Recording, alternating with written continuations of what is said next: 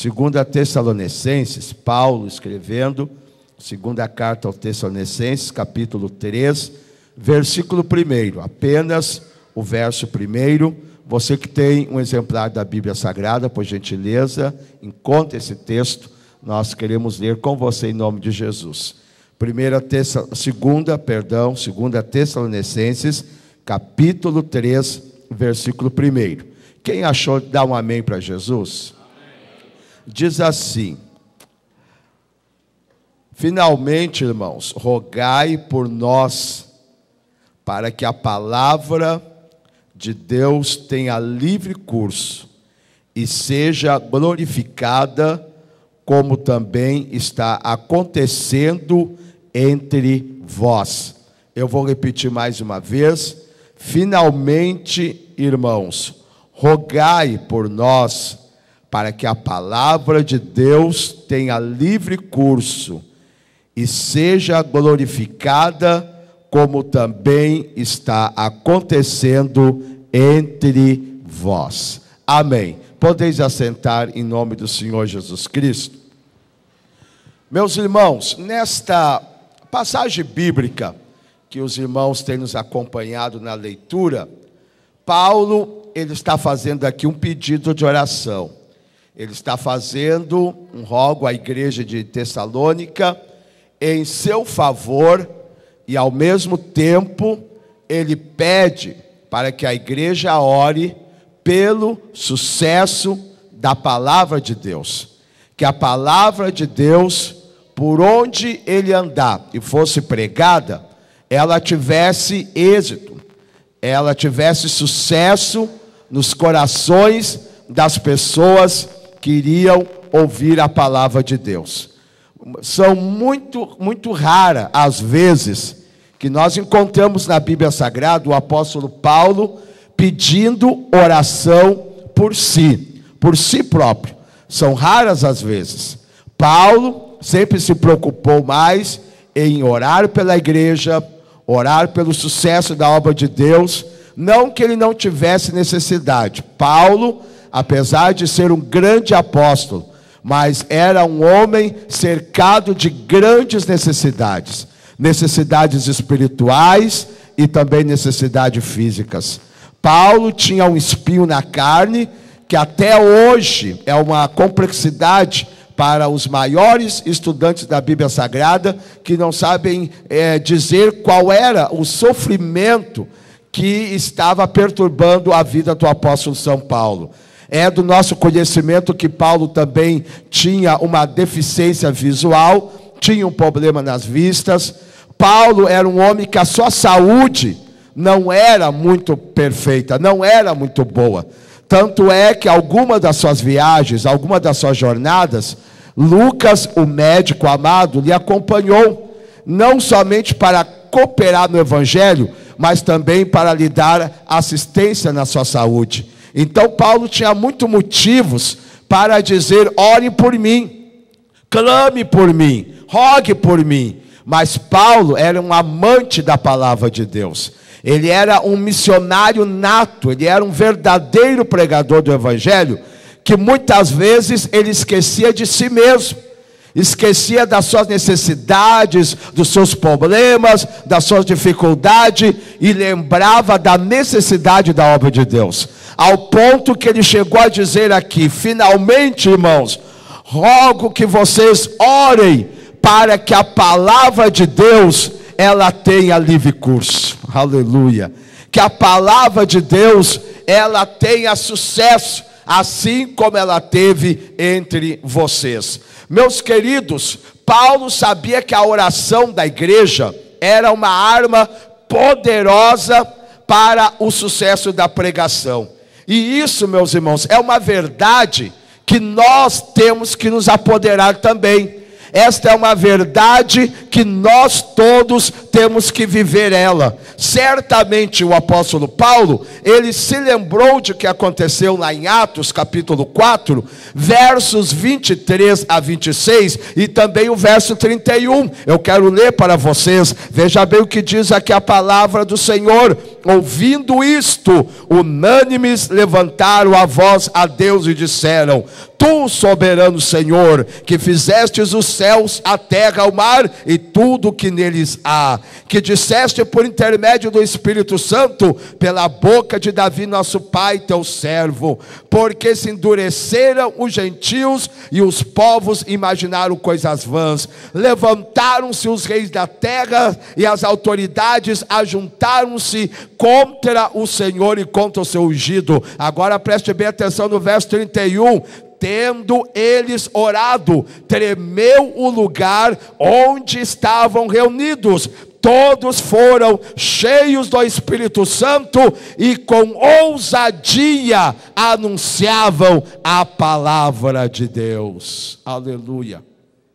Certamente Paulo se lembrou desse episódio, quando Pedro e João foram presos, açoitados pelo sinédrio, e depois foram ameaçados de não pregarem mais a palavra de Deus. Mas só que Pedro e João não se atemorizaram. Eles chegaram até onde estavam os irmãos reunidos. Eles chegaram até onde a igreja estava reunida e relataram tudo o que as autoridades haviam dito a eles e ameaçado eles para que eles não pregassem mais a palavra. O que a igreja fez? A igreja fez um protesto? A igreja se levantou contra o governo, contra as autoridades? Não. A Bíblia Sagrada diz que a igreja dobrou os joelhos e começou a clamar ao Deus de Abraão. Aleluia.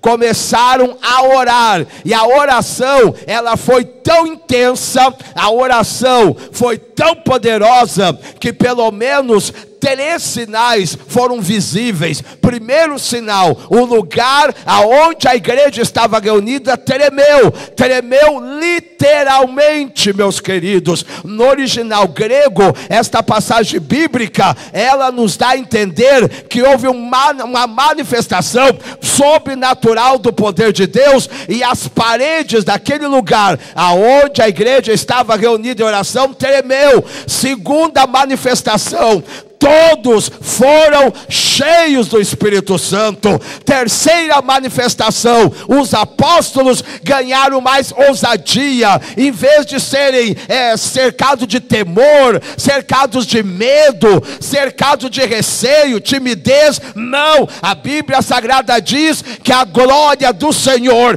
desceu sobre eles, e eles anunciavam com ousadia, anunciavam com autoridade a palavra de Deus. Satanás se enganou. Se ele pensou se com ameaça ia trazer a timidez, ia trazer o medo sobre os apóstolos, foi bem ao contrário. Depois da oração, os apóstolos anunciavam a palavra de Deus com o dobro de ousadia, com o dobro de autoridade, com mais graça ainda, a poderosa palavra de Deus. Levante a tua mão comigo e diga glória a Deus, porque quando a igreja ora, os obreiros recebem mais autoridade. Quando a igreja ora, os obreiros recebem mais ousadia para pregar a palavra do Senhor. Aleluia.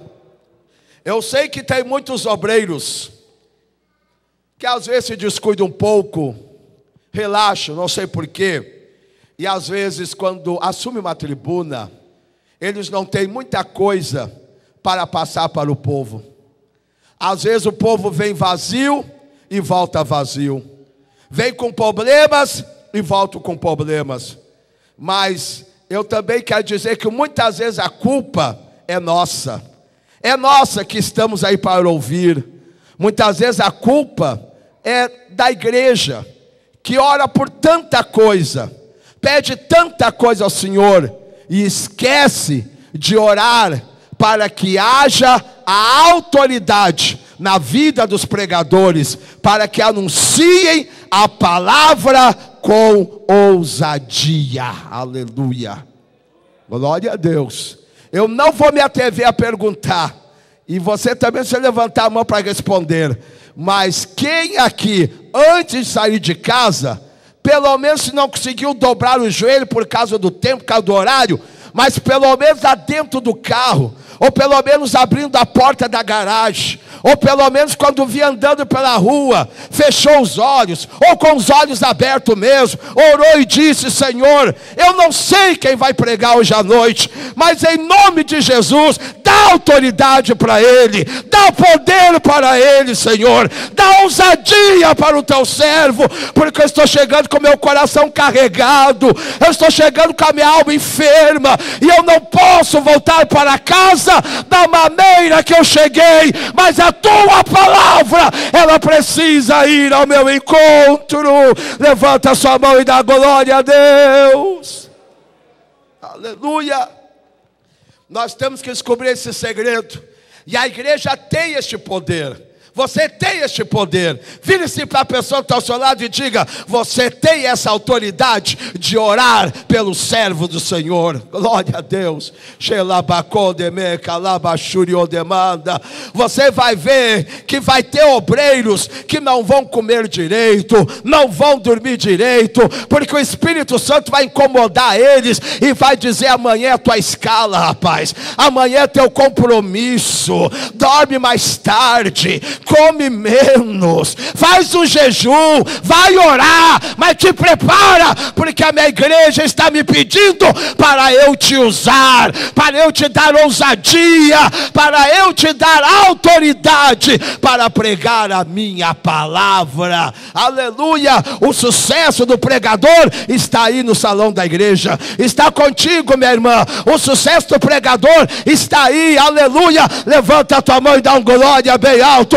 Clame a Deus, e Deus vai dar palavra de ousadia, vai dar coragem, vai dar intrepidez para ser anunciada a palavra do Senhor. Aleluia.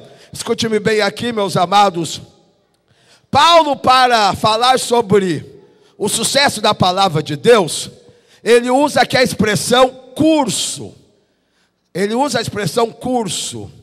Ele diz aqui no versículo: para que a palavra de Deus tenha livre curso. Repita comigo bem alto, 1, 2, 3. Para que a palavra de Deus tenha livre curso. Agora eu faço uma pergunta: o que é um curso? Curso é um trajeto, curso é um caminho, é uma trilha que se segue para se chegar a um destino. Todas as coisas naturais praticamente têm um curso, têm um caminho. O rio tem um caminho, o mar tem um caminho, a Bíblia Sagrada diz que até as estrelas têm um caminho. Aleluia. Todas as coisas que se conhecem têm um caminho, têm uma trilha.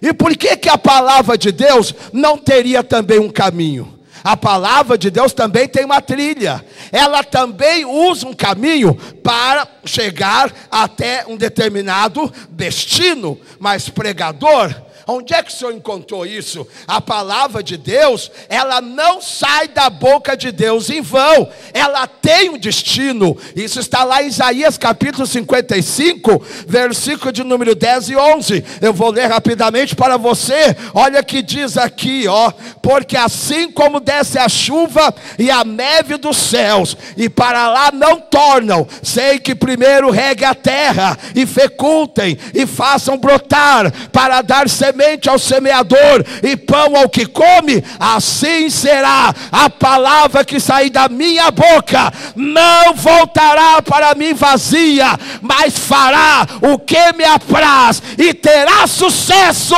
naquilo pela qual eu a enviei. Diga glória a Deus. Aleluia. Glória a Deus. A palavra de Deus, meus irmãos, ela tem um percurso, ela tem um caminho, ela tem um trilho, ela tem um trajeto. Aleluia. Assim como a chuva e a neve têm um destino, a palavra de Deus também tem. Porém, Paulo pede que a igreja ore. Sabe por quê? Para que não haja bloqueios na jornada da palavra. A expressão que o apóstolo usa aqui, ó: tenha livre curso. Isso quer dizer que a palavra não encontre bloqueios, que a palavra ela possa seguir o seu rumo livre. Levanta a mão quem está entendendo aí. Levanta a mão quem está entendendo. Aleluia. Você já planejou uma viagem, meu irmão? E você está indo numa rua, num caminho, num trajeto que você conhece, e daqui a pouquinho tem uma placa lá no meio da estrada dizendo assim, ó: estrada bloqueada, volte ou tome a faixa da esquerda ou da direita. Que como é complicado, né? A rua, o trajeto está bloqueado. Meus queridos, quando Paulo orou dizendo para que a palavra tenha livre curso, ele está falando um assunto muito sério, mas muitíssimo sério. Nós, crente, meus irmãos, pregamos muito, falamos muito sobre bloqueios da oração. Nós gostamos de usar Daniel capítulo 10, versículo 10 a 13, os 21 dias de oração de Daniel, e gostamos de dizer que Satanás gosta de bloquear a nossa oração, que Satanás gosta de impedir as nossas orações, e a gente esquece que não é só a oração que Satanás tenta bloquear, tenta impedir, mas também a operação da palavra de Deus, porque o diabo sabe que o destino da palavra de Deus é a vida do homem, é o coração do homem, é o interior do homem, e quando a palavra de Deus, ela chega lá dentro do homem, ela transforma, ela regenera, ela restaura, ela purifica. Oh, aleluia! Quantos aqui já foram alcançados pelo poder da palavra? Levanta a mão e dá glória a Deus. Levante a mão e dá glória a Deus. Aleluia. Glória a Deus. Então ele tenta bloquear o caminho da palavra, o trajeto da palavra. Meus queridos irmãos, a palavra de Deus, até chegar aonde o autor aos Hebreus descreve, lá em Hebreus 4:12, penetra até o ponto de dividir alma e espírito, juntas e médulas, ela enfrenta as tentativas de Satanás. Agora alguém me pergunta: mas pregador, quais são os caminhos da palavra? Quais são? Meus irmãos, para a palavra de Deus realizar a obra na vida do homem, ela tem 3 caminhos para percorrer. Vamos estudar a Bíblia? Quem tem Bíblia aí?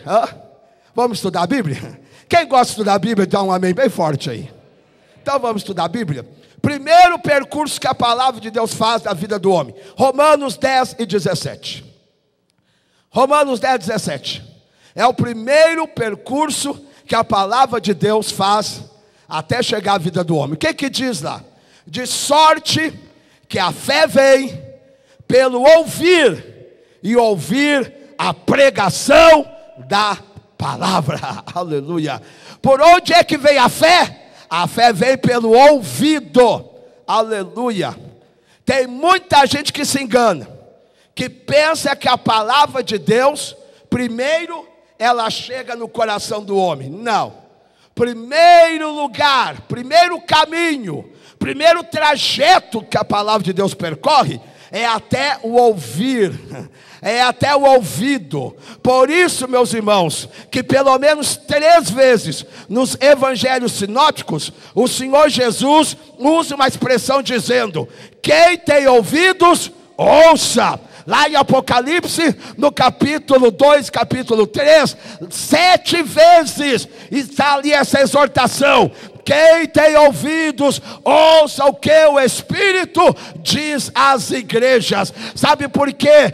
Deus, Ele leva a sua palavra para esse primeiro caminho, através do ouvir, porque o ouvido fala de sensibilidade. Ouvir fala de sensibilidade. Algumas vezes a Bíblia usa a expressão ouvido endurecido. Aleluia. Se hoje ouvires a sua voz, não endureça o seu coração. Tem muita gente que Deus não pode fazer uma obra completa na sua vida, porque ainda ainda não tem sensibilidade para ouvir a voz de Deus, para ouvir a voz do Espírito Santo. Por isso que não há uma conversão genuína, não há uma transformação genuína, não há uma restauração genuína.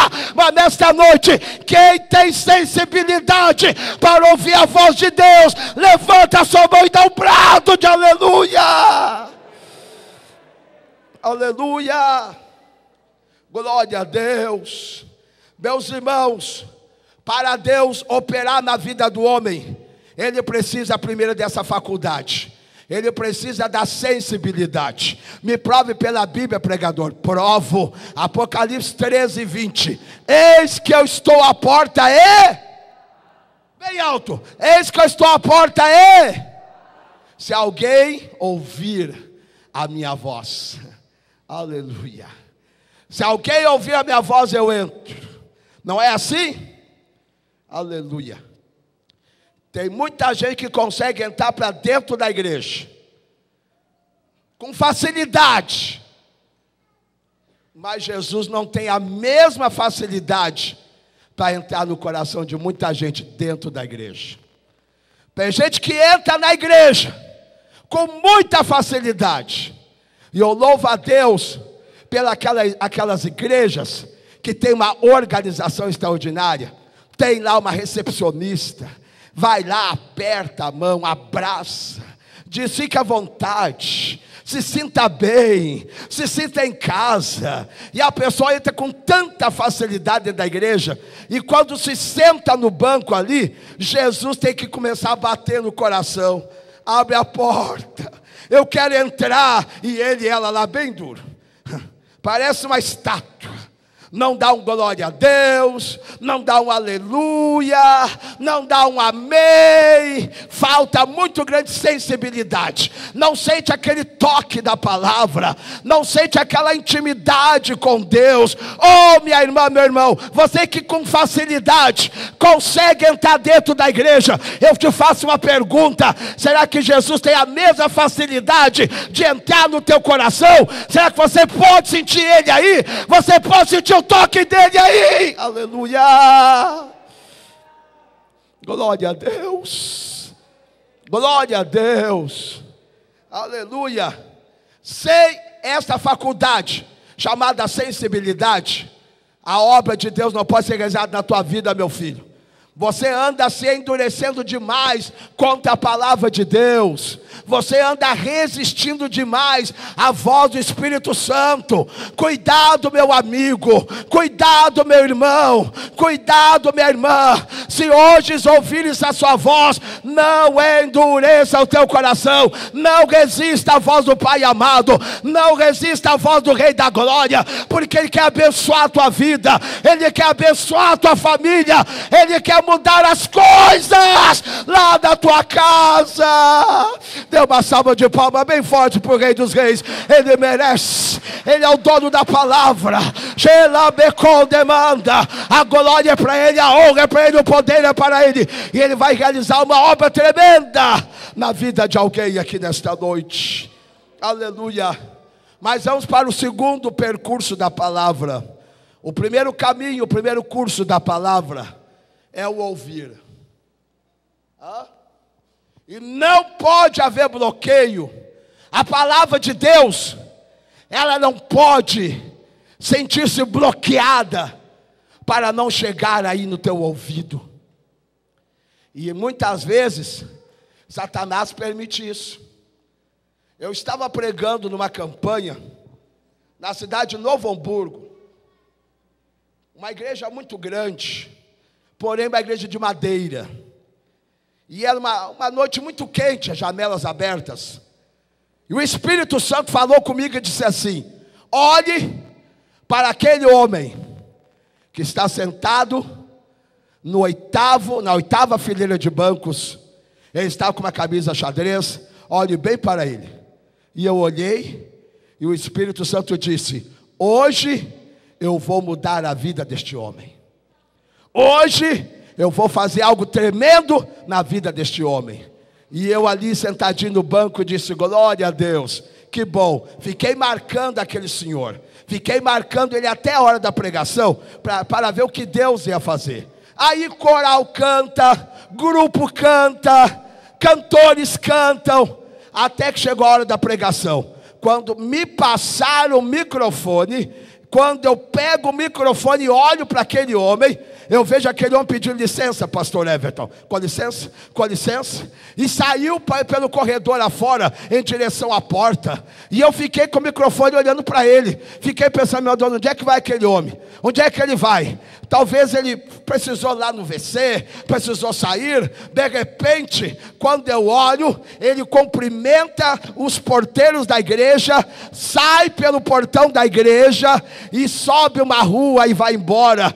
E eu olho e disse, meu Deus, o homem que Deus tinha uma obra na vida dele está indo embora. Os irmãos não entenderam na hora, mas eu olhei para uma janela muito grande, uma janela de madeira, porém estava aberta. Eu enxerguei quando aquele homem estava subindo uma rua de estrada de chão, e eu estendi minhas mãos sobre ele e disse, em nome de Jesus, Satanás, deixe esta vida, porque hoje ele precisa ouvir a palavra de Deus. Na mesma hora o homem fez meia volta e voltou e entrou para dentro da igreja, e a glória de Deus veio sobre aquela vida. Dá uma salva de palmas para Jesus aí, glorifica o nome do Senhor.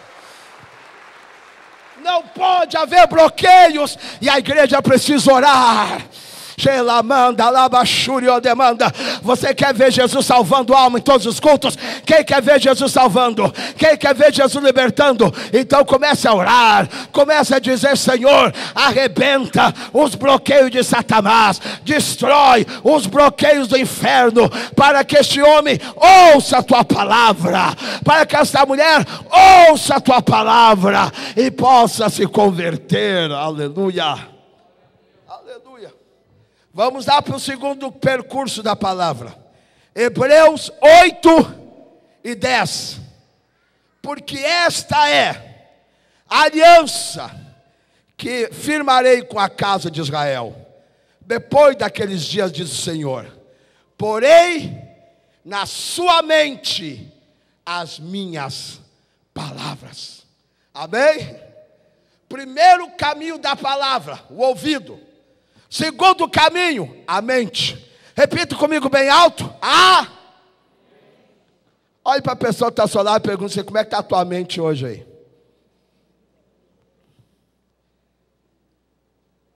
Aleluia. Já perguntou? Como Satanás gosta de trabalhar na mente humana, especialmente na hora do culto. Eu vou dizer uma coisa para vocês, ele não tem acesso à nossa mente, ele não tem, mas algumas pessoas não dão valor para a exortação de Paulo em Efésios 4 e 27, não deis lugar ao diabo, não deis. Minha irmã, meu irmão, quando você está na igreja, a tua mente, ela tem que estar à disposição do Espírito Santo. Dá para dar glória? Mas aí, como tem gente que dá lugar, o diabo encontra a porteira da mente aberta. Aí na hora do culto, ele traz tanta coisa. Ele traz os problemas da manhã. Ele faz você se lembrar daquela briga com o marido. Faz você se lembrar de, meu Deus, amanhã tem tanta conta para pagar. E a palavra de Deus aqui em curso. A palavra de Deus não para, no culto ela não para. A palavra de Deus continua andando. Você pensa que o Espírito Santo vai dizer para o pregador, para um pouquinho aí, para um pouquinho a mensagem aí, que tem uma irmãzinha aqui que está viajando lá para o Rio de Janeiro agora. Não, a palavra continua, meu filho. O pregador continua na unção. O pregador continua no óleo. Quem perde é você. Quem perde é você que deixa o inimigo colocar tanta coisa na tua mente. É os bloqueios que o diabo coloca. Mas nesta noite diga, Satanás, na minha mente não, porque a glória de Deus está sobre a minha vida. Aleluia.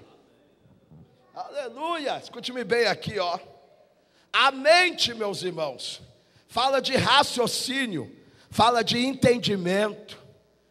E como Satanás gosta de colocar bloqueio nessa área, sabe por quê? Porque uma pessoa com entendimento, especialmente para servir a Deus, meu Deus do céu, dá menos trabalho para o pastor, dá menos trabalho para o seu próximo, para o seu irmão que está no banco. Olha, que bom se a igreja ela fosse composta só de pessoas que tivessem, meus queridos irmãos, que deixam o Espírito Santo trabalhar na sua mente. Mas infelizmente não é assim que acontece. Não é assim. A mente não é renovada, não é transformada. Aí ele se torna um escravo até mesmo da própria religião. Deus, escuta aqui, eu vou dizer uma coisa muito séria aqui, ó. Deus não nos quer uma máquina que esteja sob o seu comando. Porque tem gente que diz assim, ó, a máquina é inteligente. Não, a máquina ela não é inteligente. A máquina ela foi programada para obedecer o sistema. É isso aí. E tem crente, irmãos, que é assim. Eles não têm Deus como Senhor da sua vida. Eles não têm Deus como um pai amoroso. Eles têm Deus como um patrão brabo, que a coisa com ele tem que ser ali, ó. Aí como você não consegue alcançar este grau de obediência, aí você diz, eu nem tinha que ser crente mesmo. Eu não consigo. O pastor anunciou Santa Ceia, sabe? Mas eu nem vou vir. Olha o que eu pratiquei. Olha o que eu fiz. E Deus vai me açoitar. Agora eu vou ter que atravessar a avenida aqui. Será que Deus não vai mandar um carro me atropelar? Será que Deus não vai me quebrar a perna agora? Meu Deus, eu trabalho subindo e descendo escada. Será que Deus não vai fazer o que ele é de cima para me aprender a ser um filho obediente? Escuta aqui, meu irmão. Que Deus é esse que você está servindo? Dá uma salva de palma aí. Eu sinto a glória de Deus aqui. Você é filho ou é escravo? Glória a Deus. Sabe o que se chama isso, meus irmãos? Se chama ignorância espiritual. E Paulo combateu isso. O autor aos Hebreus também combateu isso. Eu vou ler para você. Olha só aqui, Hebreus 5, 11 até o 14. É um pouquinho extenso, mas eu vou ler rapidamente. A esse respeito temos muitas coisas que dizer e difíceis de explicar, porquanto vós tendes tornado tardios em ouvir. Pois com efeito, quando devia ser mestres, atendendo ao tempo decorrido, tendes novamente necessidade de alguém que vos ensine de novo quais são os princípios elementares da palavra de Deus. Assim vos tornaste como necessário de leite e não de alimento sólido. Ora, todo aquele que se alimenta de leite é inexperiente na palavra da justiça, porque ainda é criança. Mas o alimento sólido é para os adultos, para aqueles que pela prática têm as suas faculdades exercidas para discernir não somente o bem, mas também o mal. Noutras palavras, o autor aos Hebreus está dizendo assim: meu irmão, amadureça, cresça, entenda qual é a vontade de Deus para a tua vida. Aleluia, glória a Deus, aleluia. Olha aqui, meus irmãos, a vontade de Deus é só uma. Salmo 100, verso 2: servi ao Senhor com alegria e apresentai-vos a Ele com cânticos. Dê uma salva de palma para Ele. Quem está com alegria aqui, levanta a mão. Quem está com alegria, dá glória. Quem está com alegria, faça festa. Aleluia. Eu sei que você trabalhou o dia inteiro, talvez até andou se incomodando lá pela empresa, mas você não via a hora de chegar aqui, aleluia. Sabe por quê? Porque você não está servindo a Deus com tristeza, e nem por obrigação, você está servindo a Ele com alegria, E para encerrar, o último percurso da palavra, Salmo 119, versículo 11, Até as crianças sabem de cor. Escondi a tua palavra no meu coração, para não pecar contra ti. Aleluia. Nenhum cristão tem autoridade para dizer: não pecarei contra ti, enquanto a palavra estiver só no ouvido. Nenhum cristão tem autoridade de dizer: não vou pecar contra ti, enquanto a palavra estiver só na mente.